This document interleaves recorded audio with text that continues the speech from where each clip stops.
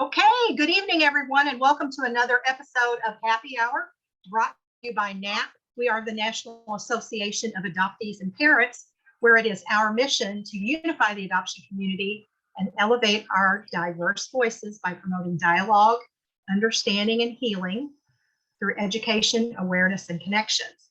I'm Marcie Keithley, board president and host for this evening. So we're just honored that so many of you showed up on this beautiful Friday evening.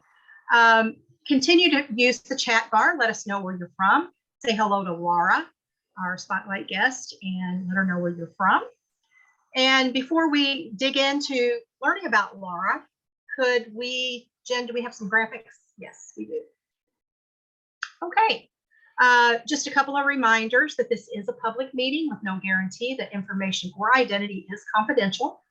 Portions of this event are recorded and may be shared in our private happy hour group on Facebook.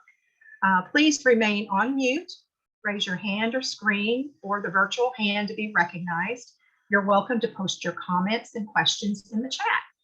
And if you're experiencing a serious mental health event or suicidal thought, please contact a licensed professional or the National Suicide Prevention Lifeline at 1-800, and somebody just locked me out here. 1 second.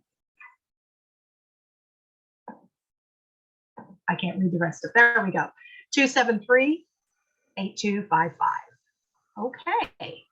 You have anything else, Jen? That's it for right now, right? Okay. So let's dig right in and let's welcome Laura Engel.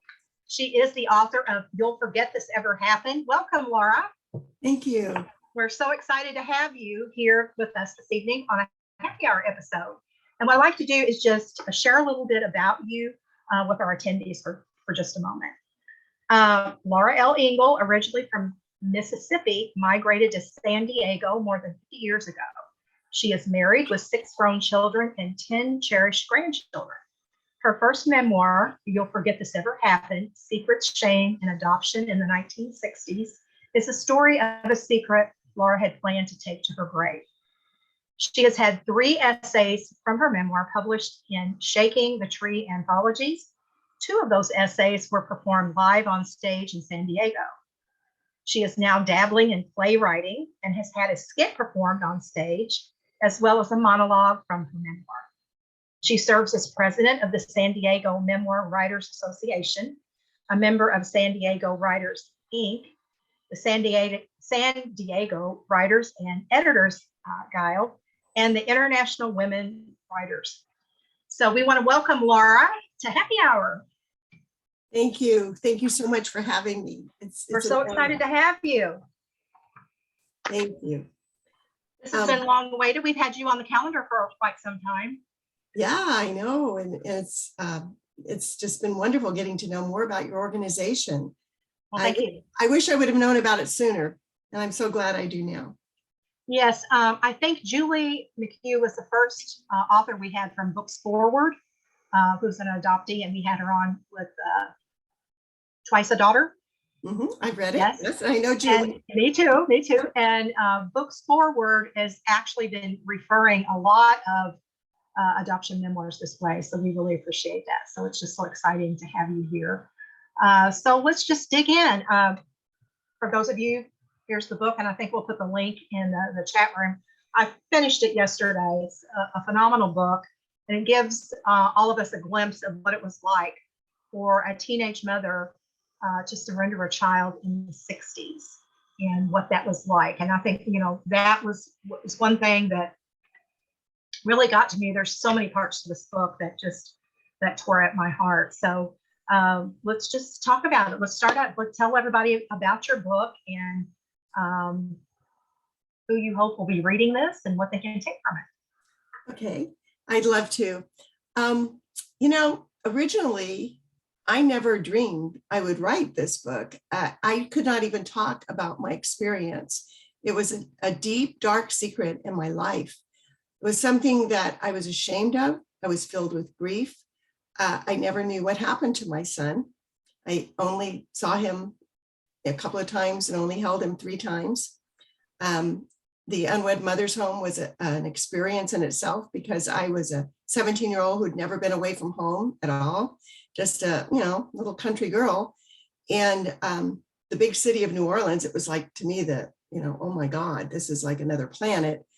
And it was an experience that I could not ever let myself even think about.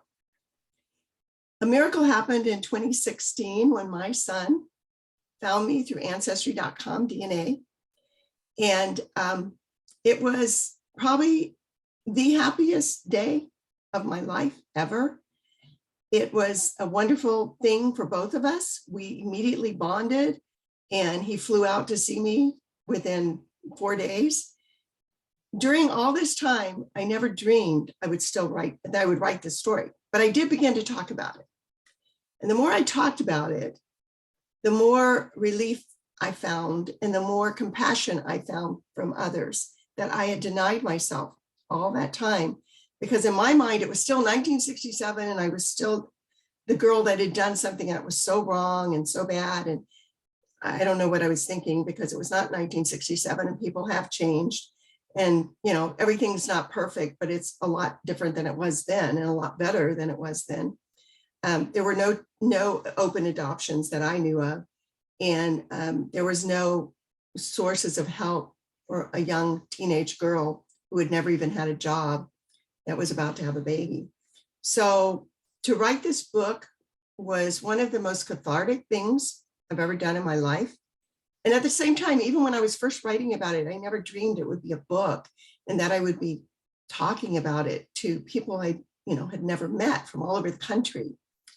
I learned so much from writing this book. I learned that when you try to forget something, it only causes this burden inside of you that never goes away. It's always sitting on your shoulder. You're not who they think you are. Oh my God, if they knew the truth. And then when my son came into my life, one of the things he said to me when I first spoke to him, I said, I was so worried you would hate me. And he said, hate you? I never hate you. You gave me life. That was the most freeing, wonderful thing I'd ever heard. Because in all these years, I wondered, where is he? What does he look like? Is he happy? Is he loved? And to find out that he was, and that he had been raised in a good family and been given so many opportunities that as a teenage mother, I could not have given him. But at the same time, to know, I was a little jealous the whole time, not a little, I was a lot jealous, but his adoptive parents are no longer alive. They were the ages of my parents. So they had a nice, steady life, and they were able to do things for him, and they adored him. But it was still just the most wonderful thing to hear that he had been okay, and he had been given a good life, and that he'd never hated me. And of course, as years went by and we talked during our reunion, I learned a lot of things that he did feel. He felt a lot of, he was afraid that if he ever did contact me, that I wouldn't want him in my life. And that had never even entered my mind. I was thinking he wouldn't want me in his. So that was one of the biggest lessons that I ever learned when I started writing this book, is that all this hurt and shame that I carried, I wish I had shared it earlier, because I think it would have helped me in many aspects of my life. And that's the thing about shame, that when it's spoken, it goes away. Yes. And as long as you keep it a secret, yes, shame continues to breathe. Yes. And also, I don't know what was wrong with me. I'm a compassionate person. My friends are compassionate people. My family's compassionate. But I had this shame so deep inside of me that when I first started sharing it and everyone opened their arms to me, it was like, what was I thinking they were going to say or do? This is not the judgmental era that it was back then. And if anything, I think one of the things also that's helped me to want to tell my story is my own other sons, the ones who I raised, have only known me as an independent, strong woman. And they could not even understand, Mom, how were you ever talked into this, when they finally learned the story? And I said, because I was a kid, I was a 17-year-old, and a 17-year-old today It's so different than what a 17-year-old was in 1967 or 1970. I mean, we were a lot more innocent and naive. Not that I was, that naive, but I was compared to kids nowadays. And I think that they did not even, they never could understand that time period. So that was another reason when I was writing my book, I wanted so badly to paint the picture of what it was really like back then, and that we didn't have choices. We didn't have help. We didn't have government support. We didn't have family support. The family didn't want anyone to know about it. What you had done was indescribably horrible, and we have to get you out of here, which meant a lot of girls went to unwed mothers' homes or away to relatives, or had the baby and their mother or grandmother raised it. And you had to pretend like it was, your brother or your sister. So, and things were so, what am I trying to say? Things were so archaic compared to the medical field now. And so I just wanted to tell that story, even if it was just a story that I wrote for myself and my family. So that's how I think the picture is, you have to think of it at 1967 about society. And you're right, as teenagers, I mean, we had, you obeyed your parents. I mean, that might sound silly today, but I mean, it was, you listened to your priest or your pastor, your doctors. I mean, they were the kings, whatever they said. I mean, we just did. That's just the way it was. And I noticed that throughout your book, you almost, as you're starting to tell your story and start to share it with others, that you carried that shame for 49 years. You had this tendency to want to do a disclaimer or before, because you were afraid you were going to be shamed again. I remember the first girlfriend I told, she'd been my friend for like 30 years. We'd walked, after work or before work all the time. And was that Nancy? No, this was my friend here in California, Jill. Oh, in California. Nancy knew, of course, because Nancy's one of the main characters in the book. But she was my oldest friend. She actually passed away 2 years ago from cancer. She knew about the book, and I actually asked her, never dreaming she was going to pass away that quickly. I said, "Do you want me to change your name in the book?" Because I've changed the name of many people, of course, because it's a subject that some birth mothers still did not want, anybody to ever know. And so I was very careful about asking everyone in that book if they wanted their name changed, or how did they care. And Nancy said, I said, "I'm thinking about changing your name." And I told her the name I was going to change it to. And she said, "Don't you dare. You call me my name, girl." I said, "Okay, I will." So she's one of the main characters. But my friend Jill, who also didn't want her name changed, Jill and I were walking after a class one day, and I kept writing at the top of my list in this class. Every week we had to write 10 things that if nothing could stop us from doing it, you didn't have a money problem, you didn't have a issue with time or whatever, what would you want to be doing? And every week, my hand, without me even thinking about it, would write, "Find Jamie." And that's what I had named my son. Now, Jill sat right next to me in the class. And a few times I saw her, not like, not really staring at my work, but I kept thinking, I wonder if she's wondering who Jamie is. Because, she knew me so well. We were like sisters. And it just came out of me one day. It was 6 months before our reunion. I had no idea we were going to find each other. And I said, I need to tell you something, but you promise me you won't think less of me. And that is how I felt. I felt like if I told people, they would think less of me. So I found myself saying that often, like you said. And I would try to explain. And people were so great. They would just say, wait, this happened and you've never talked about it? Mm-hmm. And I thought, oh my God, it renewed my faith in humanity. And I don't know if you remember in the book, telling my kids was something, it's like all these years I should have probably, I know I should have told them, but I was so afraid of telling them. And I think even as I got older, well, maybe I can tell them now.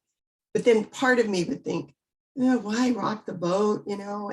So anyway, I don't know if you remember this in the book, but I told all of my children, and they're all middle-aged men now. I have sons, and they all answered, they all responded in different ways, but all of them ended up being so compassionate and so loving and accepting of everything.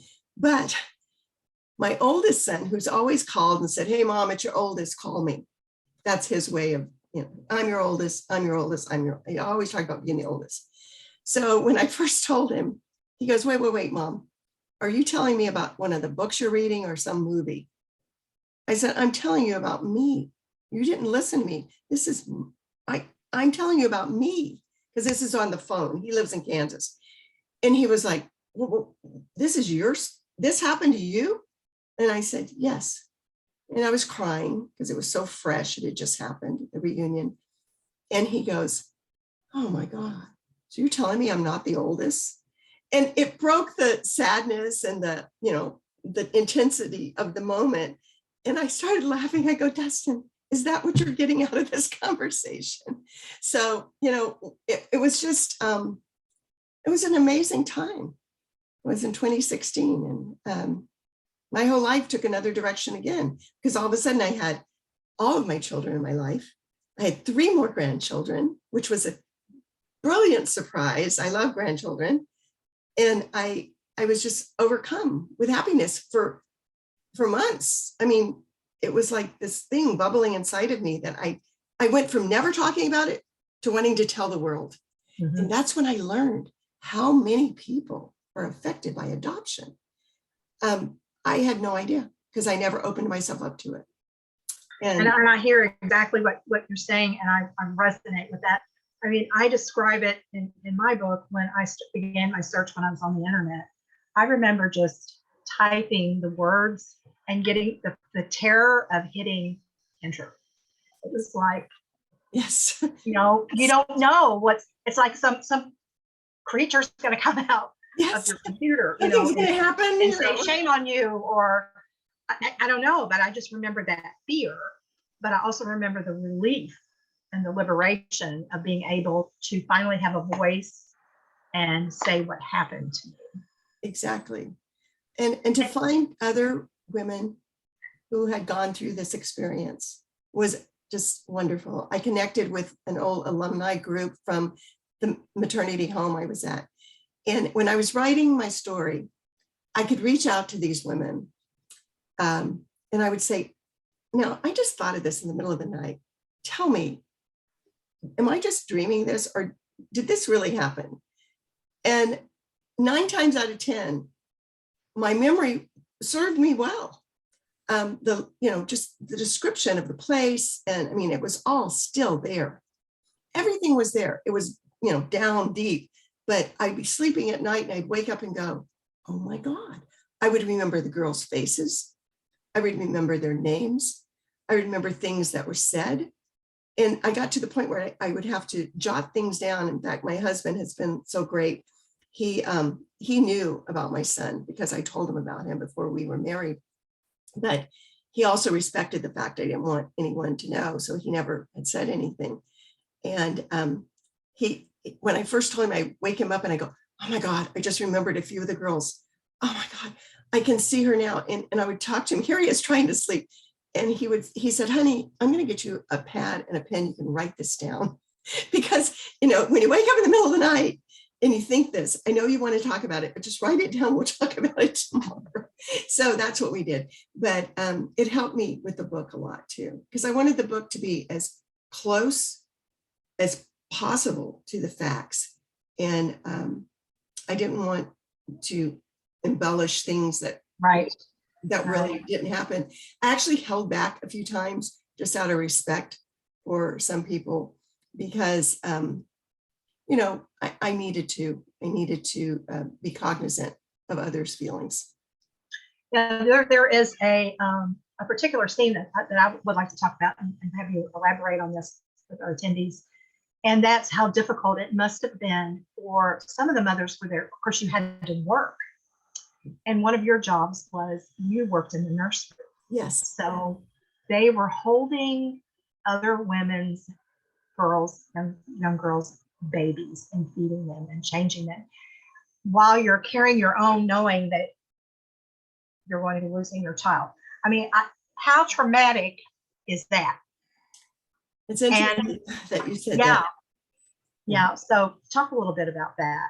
Well, actually, that was the chapter I was going to read. That is, to me, was one of the, it was a surprise because, I mean, I was so naive. I thought we were going to go over, I don't know what I thought we would do with all these hours that we'd have for 5 months, but I thought I read a lot. So I thought I'd just be reading books nonstop. But I was told pretty quickly that you're going to have a job. And at first I was put in the laundry, which I thought, okay, this is my job for 5 months. And that was an interesting job too. It was like, I won't even go into detail. But then I was asked to go work in the nursery.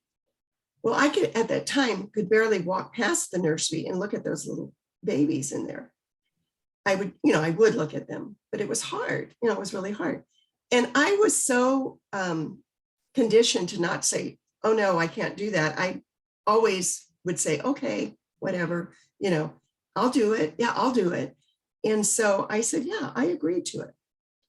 It was life-changing in more ways than one. Most of the nurses in the that worked, and the nurses' aides that worked in there were Black. Now you got to remember, I'm from Biloxi, Mississippi. I'm a girl who's never really had a Black friend. It was very segregated in those days, a totally different world compared to now. And it was like, that was, wow. I mean, getting to know these women, they were wonderful. And they were so helpful. And they were the only ones that made me not feel judged, So it was almost comforting to go to the nursery. Plus, I learned another thing about myself. I had little brothers that I had taken care of, but I'd never, been around babies that much. I loved it. I loved those babies. And they were even more special to me when I knew their mothers. And every time the mothers would leave, they would say to me, please take care of Joey, or please hold Lucy more than than the other babies, or please write to me and tell me. They were so grief-stricken. And so it was almost like I felt like I was doing something good. I was holding these babies. I was giving them a lot of love. And I was actually afraid, because I worried when babies were there for a long time. I would worry that, and I don't even know how I knew this back then, but I just intuitively knew that when the babies start recognizing you, and their eyes are open all the time, and they're, after the first week and a half or so, they start actually knowing, they recognize you. And I was thinking, oh my gosh, now they're going to have to go to someone else. And that was really hard for me to accept, because here I was holding them, and my own baby is moving around inside of me. And I know he's going to, well, at the time I didn't know it was a boy, but I thought he was a boy. I kept thinking, who's going to hold him? Who's going to love him? And it was really a complicated thing. As much as I loved that nursery and loved taking care of babies, I couldn't imagine him being one of those babies. Also, Laura, there's a scene after you left the home where you got your brother to help you. Yes. Return to the home. And Yeah. I still can't believe that you got in there. Well, and either. Yeah. So talk about that a little bit, because that was a pretty courageous thing to do. I think that when I first came home, and you'll know this from reading the story, I think I went a little insane. I was so depressed, and my mother couldn't talk about it. My father wouldn't. Everyone refused to talk about it. Nobody wanted to talk about it. My grandmother, all these people who I needed, there was no counseling, there was no therapist. I really had nobody. And so I just got to the point where I was so grief-stricken, and all I could think about was, is he okay? Has he been adopted? Is he going to be there a long time? And I just didn't know what to do with myself. I mean, I was just lost, and I had a lot of physical problems as well. that were not addressed. And thank God I was young and healthy and I recovered. But about the third, no, it was the third week because he was 3 weeks old. My brother, who's only 15 months younger than me, I had 3 brothers and he was the oldest, and he's 15 months younger than me, but none of my brothers supposedly knew what was going on.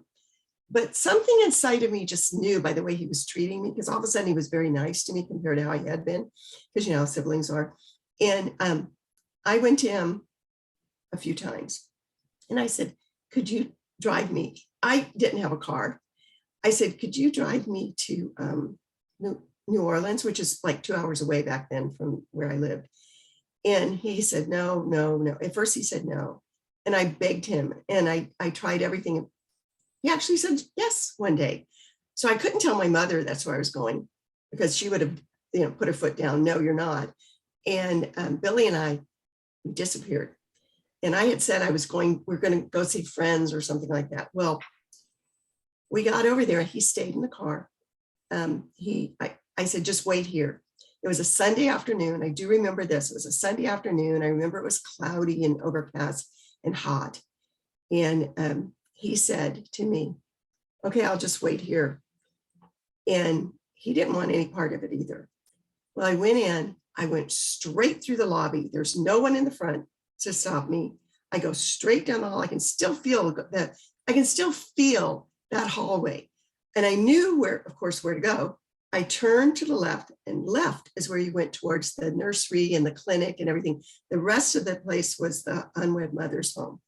And so I went straight to the nursery. I knocked on the door. I looked through the window, and there was my favorite nurse. And she let me in.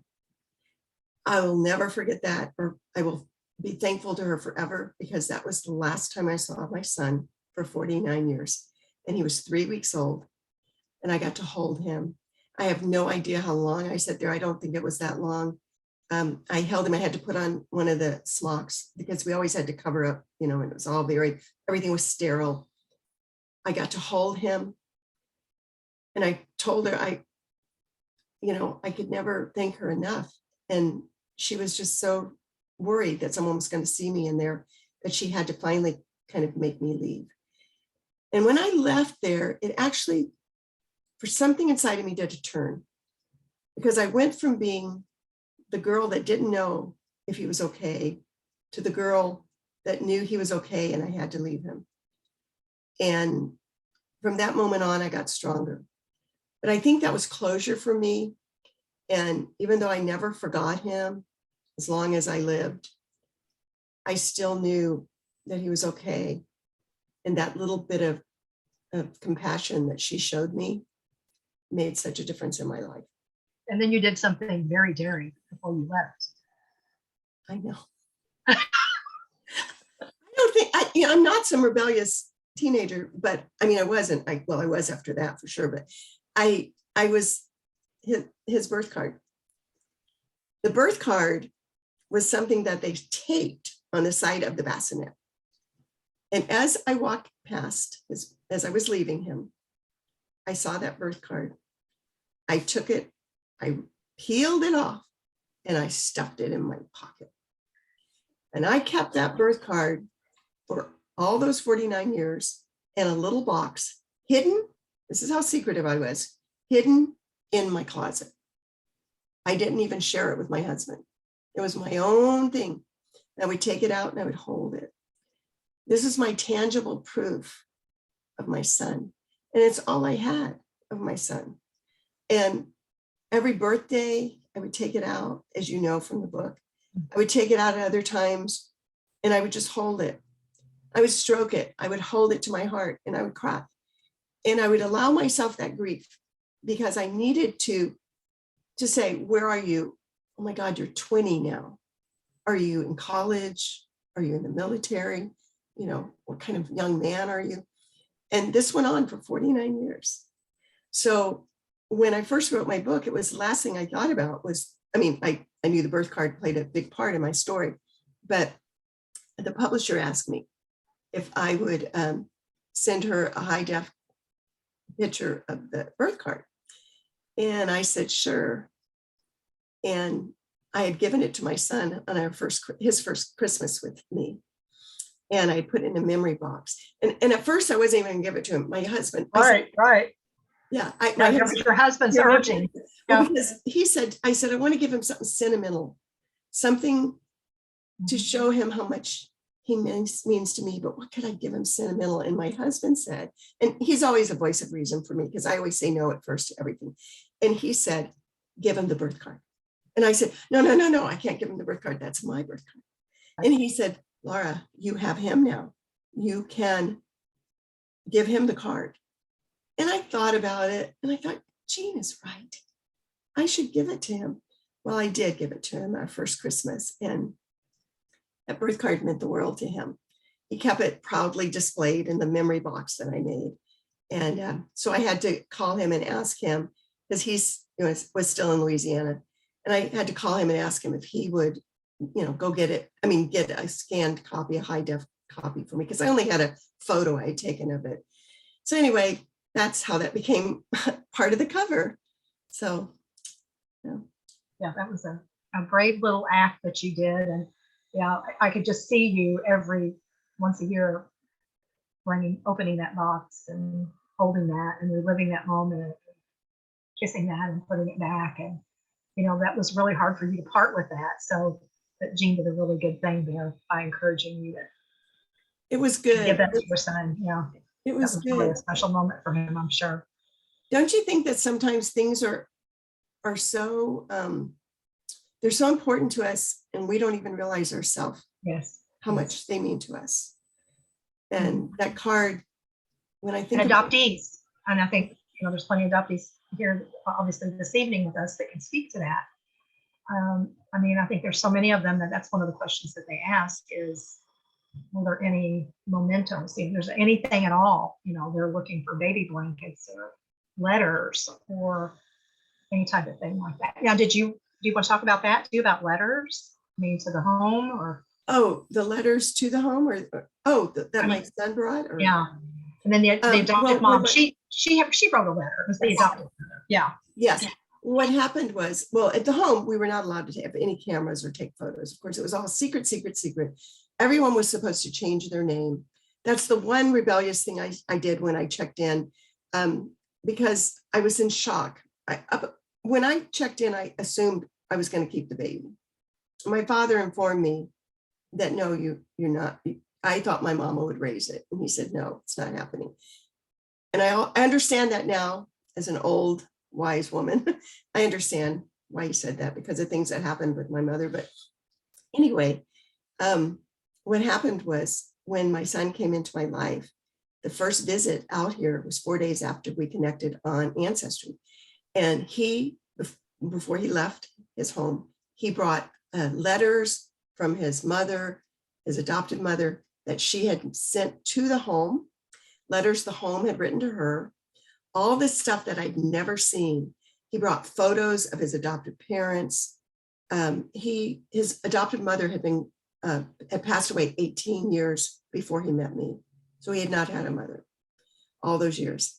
And I'm sure that helped in our connection, because I think that would have caused more complications if I would have had to, deal with everything that I've heard a lot of other first mothers have had to deal with, and adopted mothers. So it's very complicated, and I understand that totally. I just wish I could have thanked her. And I have actually written her a letter, even though she's no longer with us, thanking her and his father. But she wrote letters about how much she adored him and what difference he made in their lives. And it made me so happy to read those letters and to know how loved he was. And I know he would have been loved by me, but it was so good to know that he was loved by these others and that he had a good life. And that was huge to me, just knowing that. And seeing their photos and the photos, oh my gosh. I would look at the photos he had of him as a little boy, and they reminded me of so many photos I had of my other sons when I was raising them. The same poses, the little football helmet on, the cowboy hat, the toddler's face. I could see all of my sons in each other in those photos. And that just completed my life as a mother. You know, it was just like, how lucky can I be? Can I ask, you want to talk a little bit about Richard and how he decided to come look for you, how that whole thing evolved? Because I remember that he initially wasn't looking, and then so how Yes. that came about too. 'Cause we Well, all know that no doesn't mean no, it just no today. exactly. When he first connected with me, his email, and it was just amazing how this all happened. I had finally reached a point in my life that I had actually written a letter to myself 6 months before our reunion. I had written a letter to myself saying I had written it to that 17-year-old girl. And I told her, it's okay. You know, don't carry this shame because you're going to have a good life. And I was okay. I was actually okay. I still missed him. I still hurt if I thought about him. But I also knew I had to go on with my life. I was in my 60s by then, you know, in my late 60s. And so I finally just kind of gave that up, wrote the letter, told the best friend, still didn't really tell anyone else. And then I'm out walking my dogs one night and I get this message on my iPhone that said ancestry.com DNA. And I thought, oh gosh, I'm not going to sit up all night and look at for, you know, cousins from the 1500s, because I have an extensive family tree. I've done a lot of genealogy. And I was like, oh, I'm not going there. But I knew when we did our DNA test, about a year before that, we did our DNA test. And I knew there was a possibility. So something inside of me said, wait. I clicked it on and it said parent-child match, just like that. And I was just like, oh my God, this is no lie. I was so traumatized by those words that my knees actually gave out. I felt like falling to the ground. I ran in the house. I left the dogs outside. I ran in the house. My husband sees my face and goes, oh my God, what happened? He thought something happened to the dogs. And I ran into my home office. I clicked on the computer and there on the screen says parent-child match. And the email said, I am adopted and I have some questions. And I just sat there and it was signed by his name, which I did not, of course, know that name from Adam. And I was just like, and there are all my sons, and there at the bottom of the list is a new name. So I was so traumatized and shook up, I could barely speak for hours. And finally, I said to myself, my husband was sitting next to me, we're both crying. I said, okay, I'm going to reach out to him, but I hope that he doesn't hate me. And my husband said, honey, he's not going to hate you. And my husband got up to make me some tea because by this time it's the early morning hours. And I thought it'll take him a while to get back to me. So I just wrote, could you please, thank you for reaching out. Could you please tell me what your birth date is and where you were born? And he wrote back almost immediately because he was sitting there waiting. And he wrote back almost immediately, July 8th, 1967, New Orleans, Louisiana. And that's when I just went, oh my God. And it was him. So, and he said to me in the emails, I never wanted to find you. And my heart just hurt because I was like, oh my God, all this pain I've had, and he never wanted to find me. But it's okay. That's why I tell myself, it's okay. So I was, composing another email to him, and then he finishes his email, or another email comes up it's all on the Ancestry private DNA thing. And he said, but now I can't tell you I'm falling apart. And I'm so happy.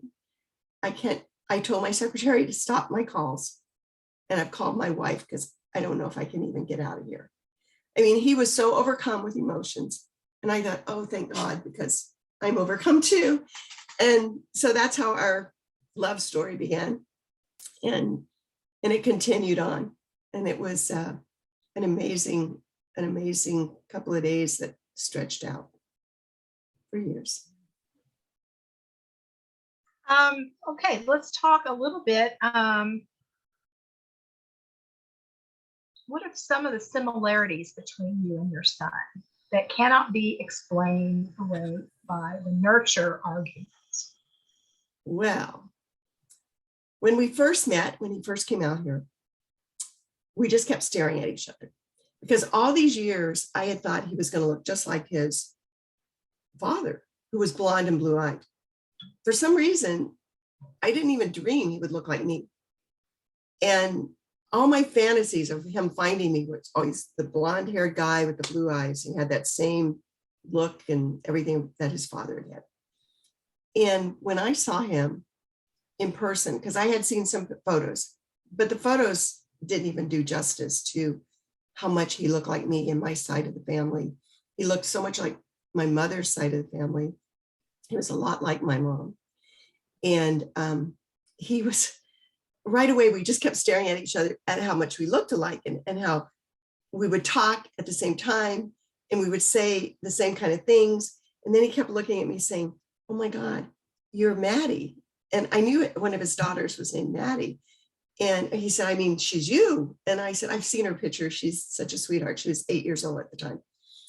And it turned out when I saw her in person a month and a half later, oh my gosh, it was like looking into the face of myself as a child. And not only did she look so much like me, she acted like me, she talked like me, she loves to read, she loves to write, she's in plays. I mean, she was just everything. It was like a little me. And when I thought, if we hadn't connected, I never would have even known his children existed. And I wouldn't have known this little clone. And in fact, the first time she met me, she hugged me and she said, Grammy, because of course, he asked me, what should my kids call you? I go, well, all the grandkids call me Grammy. So please, they have to call me Grammy. And she looked at me and you got to remember, this 8-year-old had no idea I even existed for up until 2 months before this. And so she put her arms around me and she said, Grammy, I think I've met my twin. So that was one of the biggest blessings of this whole reunion. And he and I liked the same foods.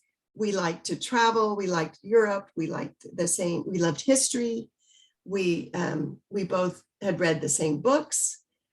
It was just wonderful finding out how much alike we really were. And it always just made me feel so good to know all those years that I was still with him in a way that I didn't even know that I was still with him. Mm. Okay.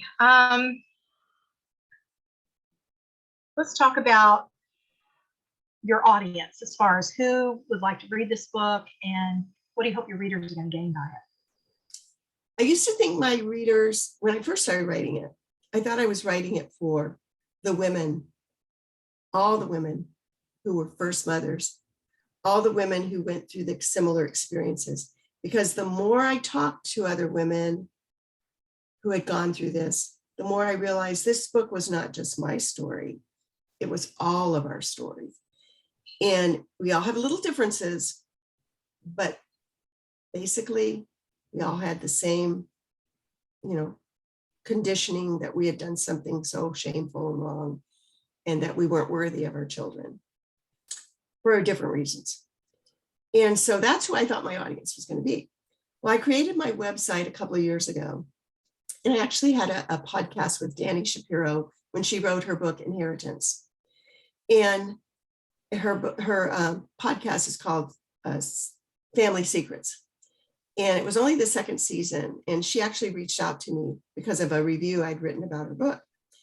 And she said, I said, I had a DNA miracle as well. And she goes, what was your DNA miracle? And I told her. And so she said, would you come on my show? And I did. And oh my gosh, it was so great because it was like I was actually talking about it to people I'd never see, and I could actually get a feel for who was interested. And I just done my website. So I said, go to my website if you are interested, learn more about the story. And also, I'd like to hear your story. Oh my gosh, it was crazy. I think it was when like 24 hours, maybe 48 hours, there was like over 100 emails. 80% of those emails were from adoptees. I was stunned. I read those stories and I cried. I read those stories and I felt their pain and what they had gone through, even things that I never heard from my own son, which later on, when we discussed it, he acknowledged a lot of that pain that he had as well. And even though he said he didn't want to find me, he said that because he was so afraid that I would want nothing to do with him. And he couldn't face that rejection. So I feel like now that I know a lot more about the people who have been interested or show interest in my book, I feel adoptees are probably my biggest audience, which is great. And I'm thrilled. I wrote back to everyone who wrote to me because I felt like that was so important for them to pour their hearts out and to have someone to talk to another birth mother. The biggest question I heard over and over was, is it true that you thought of your son every day? And I answered them, it's absolutely true. A day did not go by that somehow, some way, he was in my thoughts. It was in my, there were days that it was more so than others because I was busy raising other children and a career full time. But at the same time, he would come up at moments I never thought I was thinking about him, and there he'd be. The worst times were holidays, of course. The worst time were birthdays. The worst times was when my parents died. I don't know if you remember that in the book, when my parents passed away. And I finally kind of forced my father to talk about it. Yeah. He was on his deathbed, it sounds horrible, but it wasn't, it wasn't as horrible as that sounds. But I finally had the courage to say, Daddy, did anyone, because this is before the reunion, I said, did anyone ever come looking for me? A man? And he said, what do you mean a man? And I said, Daddy, the baby. Remember the baby? And he goes, oh, no, nobody ever looked for you. And I said, oh, okay. And then he said, and if he had, your mama would not have told him where you were. And I thought, all these years, we haven't talked about this. And she's thinking, I don't want him to know where I'm at. So that was just a really hard time. And that was, years before we reunited. And your relationship with your mom, that was a tough one. Yeah. I don't know if she was still alive, I probably could still write it because she had dementia really bad, but I loved my mother and I never wanted to be perceived that I didn't, but she was difficult. And you could see the love. You could absolutely see the love. Yeah. From both of you. Yeah, you're right. But it's a teenager at 17 that had to be tough. It was. She was, yeah. I always said, I don't think my mother's ever forgiven me for what I've done. And in the whole time, I didn't realize I hadn't forgiven me either. So, yeah, a lot of things go on in the book, and I'm sure in everyone's story, the secrets. But if I can help anyone to maybe think about, at least finding out who they're from, because I can't imagine not knowing now what I know about my son. I feel like, I think I brought something to his life that he would never have had if we hadn't reunited. Mm-hmm. you know, and I know there's a lot of difficult things. It's not easy. Reunion is not always easy, even when it's great, Yeah. you know, because it changes your direction, and it opens up another realm in your life. But in my opinion, I think that's so wonderful to actually know who my son had become, and to know his family. So I feel like that's a gift that I could never have had. Do you today have any relationships with any of the girls that you were in the home with? Actually, I do. I even found my old roommate on Facebook with a search angel. And I've talked to several of them. It's been wonderful. Some of them have gone on to, you know, have children. Some have never had another child. It's kind of interesting. It seems either one way or the other, either a lot or none. We all express the same, you know, love for each other, because it's like a sisterhood. Mhm. And at the same time, I found out some interesting things. A lot of them still do not want anyone to ever know what they went through. They are still full of shame, and they have never told their families, their children, their spouses. So I was very cognizant of that when I was writing my book. And that's another reason different descriptions, characters are kind of combined a couple of times, because it's very important to them. And I promised them that I would never, because they knew I was writing a book. And they were just like, I don't want anyone to know that I was there. And I said, don't worry. But I was kind of surprised that after living a full life, and the age you are now, I mean, they're in their 70s like I am. And it's like, I don't really care anymore what anyone thinks. It's like, this is my life. This is my story. If somebody thinks less of me for it, I'm sorry.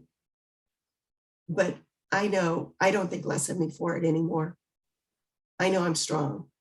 And I know all these other women were very strong too, and worthy of being loved. Absolutely. And congratulations on the publication of your book. And it's officially out May 10th. It's available for pre-order now, and it ships on May 10th.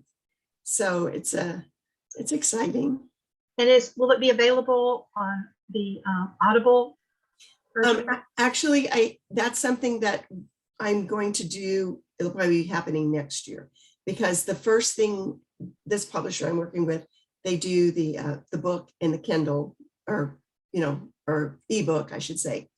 And then it's another step to do the audio. So I haven't gotten that far yet. This is still so brand new. And this was such a learning curve for me, so different than my career. It was just like, I retired and thought, oh, I'm just going to travel and have all this fun. But then I became consumed with my story and my reunion. And it's like, that's all it's been. Yes. Thank you. Thank you so much. We appreciate that, Laura. Now, what we'd like to do right now is go ahead and open it up to the attendees to ask questions. So if you could raise your virtual hand, and who would like to ask Laura the